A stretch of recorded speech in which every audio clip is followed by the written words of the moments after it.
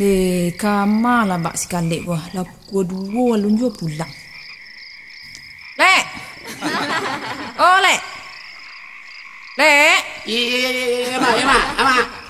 Cuba lah ping abang tua BBM Oh, di ping ini, mak. Ya ping Bali masuk ko lah. Ala dan ping mak. Tu ba. D je baru lah ya. Alun tak RDE lah itu. D je baru alun R lah. Alun. Walah. Mak tu mah mode. Abak-kabak aja nak bikin terus.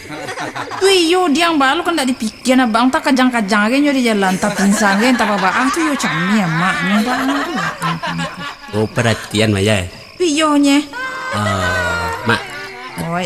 Takkan ada den mak. Amak kalah lamui duit. Wih yo dan lah lamui duit lah kadang ang dah lah lamui duit balu ang. Lah banyak lu dunia nan mak pijak mana? Wih lah banyak susah sanang lah mak tampuh sadua lah nyo. Lah mak luluh sudah itu. Lah diluluh. Oh. Kalau ke Jakarta pernah mak? Pernah mangalo ke Jakarta lah pernah ke Jamban ke Jakarta tu masih ke Jamban mak be pulang dia. Oh, ya santir loh mak ya. Santir lah nyamak aku mah. Kalau ke Bandung pernah mak? Pernah. Ke Jogja? Pernah. Ke Bali?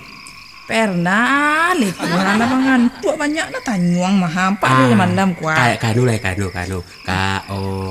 Kalimantan, Sulawesi, Papua, Irian Jaya, Balikpapan. Alah. Pernah nak bijak dah? Alah sadola kamalai coba lah sebut cili. Ke Batam? Pernah. Oh, ti lama pijak sudah itu guys. Sadualah ya lama pijak alai cu sebut cili. Oh, berarti mama nanalun mak pijak apa lagi kira tu ya? Analun dan pijak. Yo. Kamari lang lek kat mak. Ke sini nalun Anyo dan bisian kang dia nak jalih dia yang stay Kamari lah. Nanalun dan pijak nya tahu. Yo, tahu banget. Tahu banget gua. Yo sobanah kamari lang.